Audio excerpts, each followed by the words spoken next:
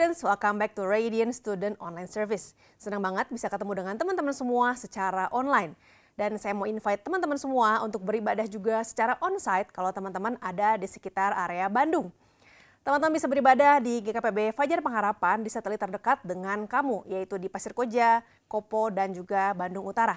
So before we listen to God's voice, let's start with prayer.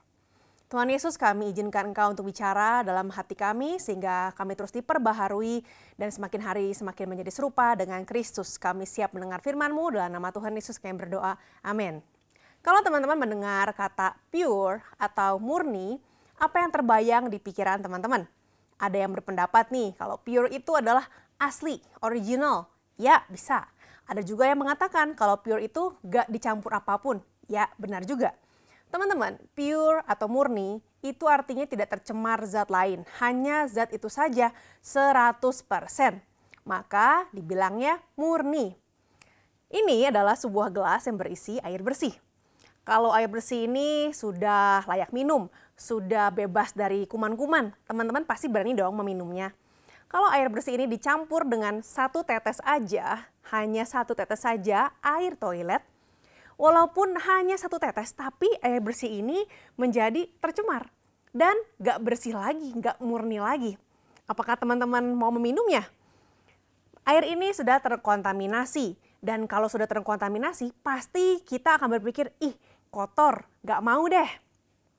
Tidak ada seorang pun yang dengan rela bersedia minum air bersih tapi dicampur air toilet walaupun cuma setetes. Jadi dia kebersihannya 99% deh teman-teman. Apakah teman-teman mau minum air yang 99% bersih, 1%-nya air toilet?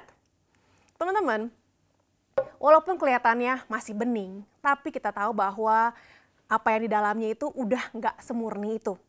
Pure atau murni itu bukan hanya bicara soal tampak luar, tapi juga segala kandungan yang ada di dalamnya. Di Alkitab ada sebuah kisah yang menarik yang mengajarkan kita tentang pure, tentang kemurnian, tentang 100% di hadapan Tuhan. Dalam 1 Samuel 15 kita belajar dari kisah Raja Saul. Di 1 Samuel 15 ayat yang kedua dikatakan, beginilah firman Tuhan semesta alam, aku akan membalas apa yang dilakukan orang Amalek kepada orang Israel karena orang Amalek menghalang-halangi mereka ketika orang Israel pergi dari Mesir. Jadi pergilah sekarang, kalahkanlah orang Amalek, tumpaslah segala yang ada padanya, dan janganlah ada belas kasihan kepadanya. Bunuhlah semuanya, laki-laki maupun perempuan, kanak-kanak maupun anak-anak yang menyusu, lembu maupun domba, unta maupun keledai.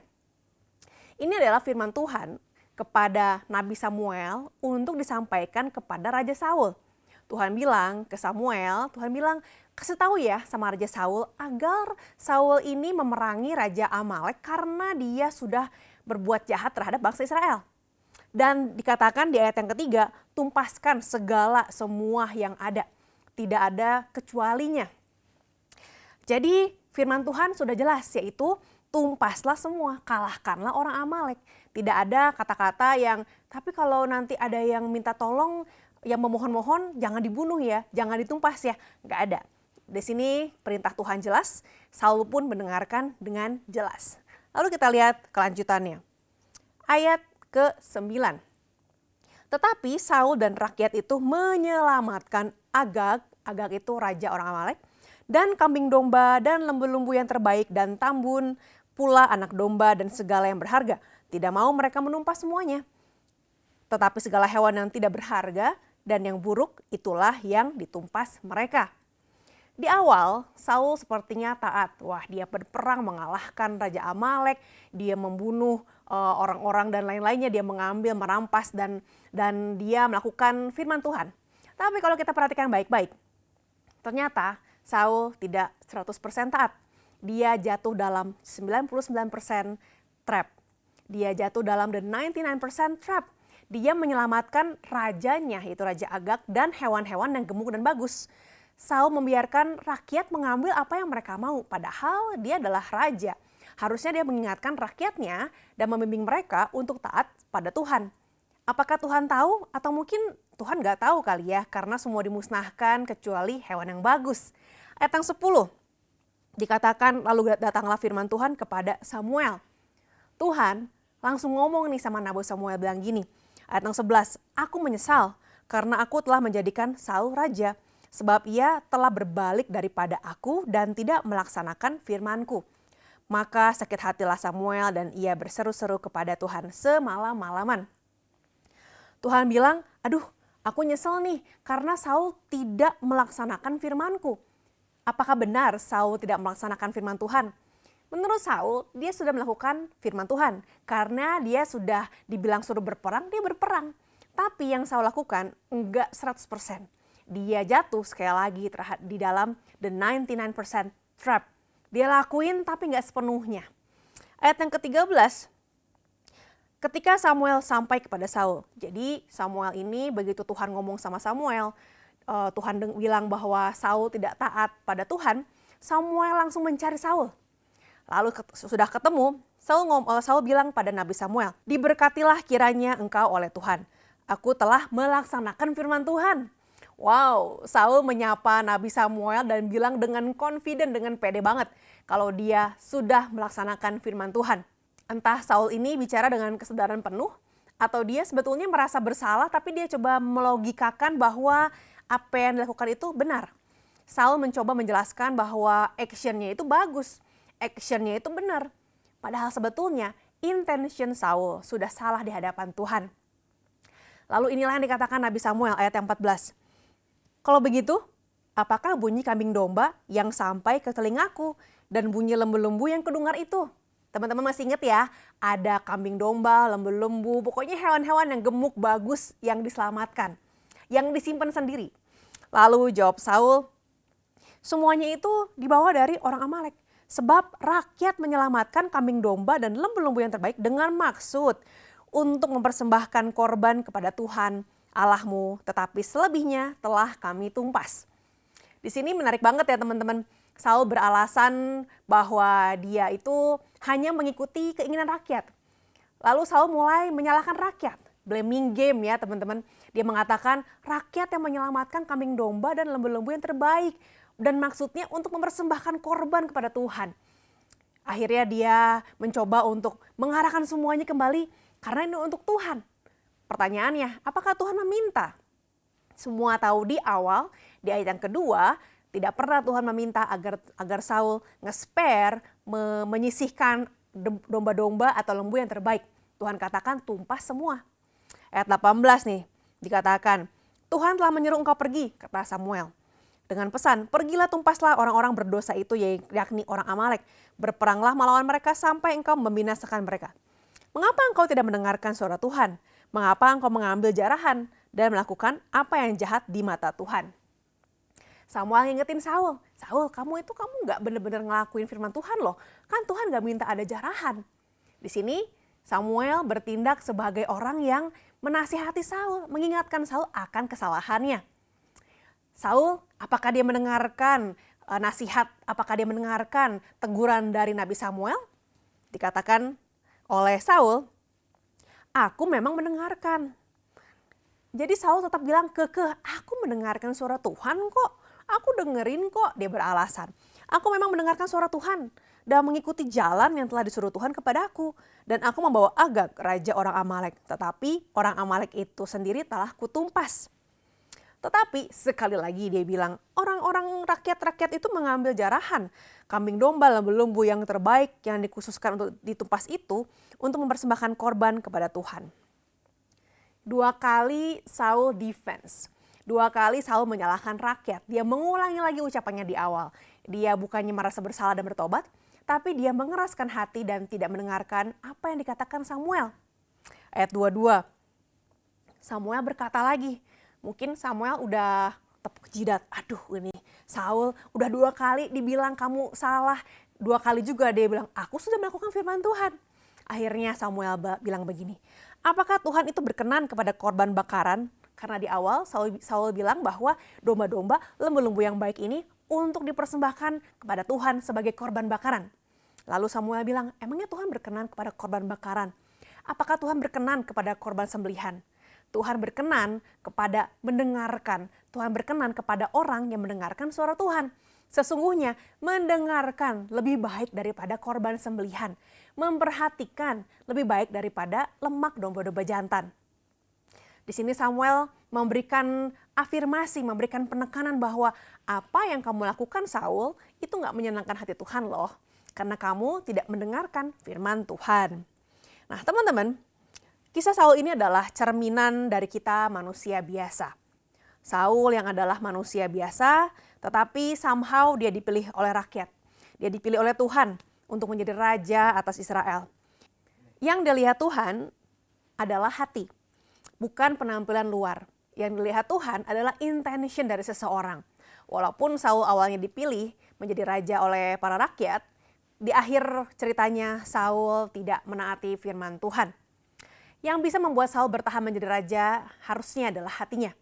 Ketika hatinya mulai tercemar seperti air bersih yang tadi ditetesi air toilet, Tuhan tidak berkenan lagi atas Saul. Saat itu actionnya sudah tidak sesuai lagi dengan apa yang Tuhan inginkan. Malah dikatakan Tuhan menyesal sudah memilih Saul. Action Saul atau tindakan Saul terlihat benar di mata manusia. Terlihat seperti membela rakyat. Dan Saul pun punya alasan secara logika untuk membuat tindakannya itu benar. Teman-teman pernah gak sih bahwa pikiran kita itu mencoba melogikakan setiap dosa atau kesalahan yang kita perbuat dengan mengatakan bahwa tapi kan karena ini karena itu sehingga gak apa-apa. Teman-teman, apapun yang kita pikirkan selama itu tidak sesuai dengan firman Tuhan, tidak sesuai dengan apa yang Tuhan minta, maka kita sedang terjatuh kepada 99% trap. Intention Saul tidak benar. Dia melakukan semuanya itu bukan karena mau menyenangkan hati Tuhan, melainkan hati manusia dan untuk menyelamatkan dirinya sendiri. Dia takut nih nanti kalau rakyat gak dikasih keinginannya, dia takut nanti rakyat gak akan sayang lagi sama dia. Dia memilih untuk dipuja dan disayang oleh rakyat daripada disayang oleh Tuhan. Dari intention yang tidak benar itu, muncul juga tindakan lanjutan atau action, yaitu Saul mulai menyalahkan orang lain. Dia beralasan, dia bilang, tapi rakyat, tapi begini, tapi buat ini dan itu. Dan dia lari dari tanggung jawab. Di ayat yang ke-24 dikatakan, berkatalah Saul kepada Samuel, aku telah berdosa. Di sini Saul ingin untuk minta maaf, tapi kita lihat apa yang dia katakan selanjutnya. Aku telah berdosa sebab telah kulangkahi titah Tuhan dan perkataanmu. Tetapi aku takut kepada rakyat, karena itu aku mengabulkan permintaan mereka. Lagi-lagi Saul mencari alasan. Saul terjebak dalam action dan intention yang tidak benar di hadapan Tuhan. Hatinya tidak murni, dia terjebak dalam jebakan 99%.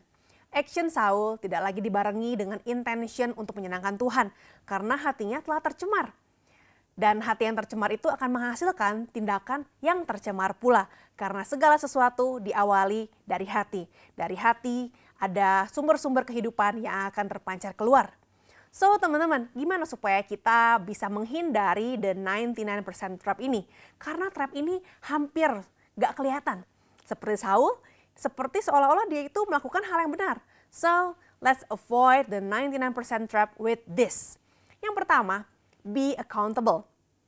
Saul tidak jujur terhadap Nabi Samuel. Dia bilang tapi begini, tapi begitu. Padahal Nabi Samuel sudah bilang, Saul kenapa kamu gak taat? Dan Saul bilang, aku taat kok. Teman-teman, accountable artinya kita dengan jujur mempertanggungjawabkan semua perbuatan dan perkataan kita ke orang lain yang kita percaya. Kita bersedia untuk terbuka, transparan, dan bersedia untuk dikoreksi tanpa menutup-nutupi. Tentunya bukan kepada sembarangan orang, tetapi kepada orang yang bisa kita percaya, misalnya kepada mentor kita, kepada leader kita, atau kepada sahabat kita dalam Tuhan. Yang kedua, be humble, rendah hati. Saul menyalahkan rakyat atas perbuatannya. Dia nggak mau mengakui kesalahannya. Untuk bisa terbuka dan apa adanya terhadap kesalahan kita, itu dibutuhkan kerendahan hati. Karena menjadi apa adanya itu sulit teman-teman. Karena itu kerendahan hati itu adalah hal yang perlu kita miliki. Be humble. Kita bisa meminta kepada Tuhan untuk menganugerahkan kita kerendahan hati agar kita rela menerima koreksi dan juga afirmasi baik dari Tuhan, dari otoritas, dan dari teman di close circle kita. Yang ketiga, be generous, murah hati. Saat itu, Saul memikirkan dirinya sendiri, bukan kesejahteraan rakyatnya. Saat itu waktu rakyat bilang, Raja Saul, gimana kalau kita ambil aja nih domba-domba, lembu-lembu yang bagus-bagus. Gimana kalau kita ambil harta-harta terbaik? Kalau Saul adalah raja yang baik dan dia pengen memikirkan kesejahteraan rakyatnya, dia pasti akan menghindari ketidaktaatan kepada Tuhan. Raja yang tidak taat pada Tuhan akan mengakibatkan rakyatnya sengsara. Sebagai anak Tuhan, dan apalagi kalau Tuhan menempatkan kamu di posisi kepemimpinan, mungkin di sekolahmu, di organisasi, di gereja, ketaatanmu pada Tuhan akan membawa pengaruh besar bagi kamu dan juga orang-orang yang kamu pimpin. Being generous atau murah hati artinya kita memberi dengan niat hati, ingin memberkati orang lain, dan menempatkan orang lain di atas kepentingan diri kita sendiri. Love is not about you, but about another person. Seperti Saul, ada kalanya kita mengalami situasi yang kita nggak mengerti. Tetapi walau kita tidak mengerti, tetaplah pilih untuk berjalan dalam ketaatan kepada Tuhan dengan 100%. Avoid the 99% trap.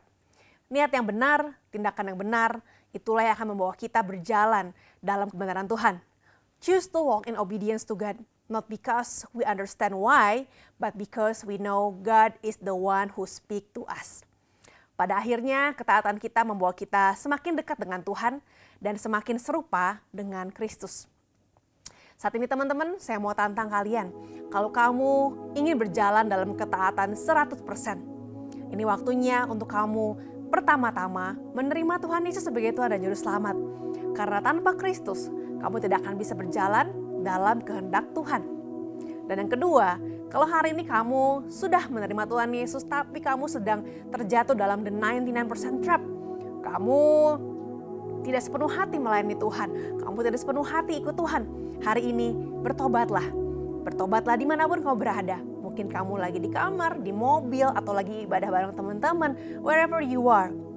Akui di hadapan Tuhan dan katakan bahwa mulai hari ini kamu mau berjalan dengan hati yang murni, dengan action dan intention yang benar di hadapan Tuhan with clean hands and pure heart. Mari kita berdoa. Tuhan Yesus, kami bersyukur kalau Tuhan mengingatkan kami bahwa kami tidak dapat berjalan tanpa Tuhan. Dan bersama dengan Tuhan, maka kami bisa menghadapi situasi apapun di hadapan kami. Hari ini kami membawa setiap teman-teman yang rindu untuk mengenal Tuhan, untuk menerima Yesus sebagai Tuhan dan Juru Selamat. Biar mulai hari ini mereka memberikan seluruh kehidupan mereka, menyerahkan seluruh permasalahan mereka, dan mereka kembali kepada Tuhan. Hari ini juga Tuhan, kehidupan mereka ditebus oleh darah-Mu yang kudus, dan mereka kembali kepada kerajaan terang. Kami juga berdoa Tuhan, kami berkomitmen untuk berjalan dengan clean hands and pure heart di hadapan Tuhan. Murnikan kami, purified us, sehingga kami taat 100% kepada Tuhan dengan action dan intention yang benar. Terima kasih Tuhan, kami serahkan hidup kami di dalam tangan Tuhan. Kami siap berjalan bersama dengan Roh Kudus dan semakin hari mengalami pembaharuan agar semakin serupa dengan Kristus. Dan saat ini jemaat Allah, angkatlah tanganmu, terimalah berkat Allah dalam nama Bapa, Putra dan Roh Kudus. Biar berkat Allah yang menyertai kalian semua, sehingga apapun yang kalian kerjakan ada di bawah anugerah Tuhan, dan Tuhan yang menjadikan apapun yang kau kerjakan berhasil. Terima kasih Tuhan, dalam nama Tuhan Yesus semua yang sudah menerima berkat Tuhan, sama-sama kita katakan amin. Teman-teman, kalau teman-teman perlu untuk didoakan atau mau share sesuatu, kamu bisa scan QR code di bawah ini dan ada pendoa yang siap untuk mendoakan kalian. So happy weekend, God bless you.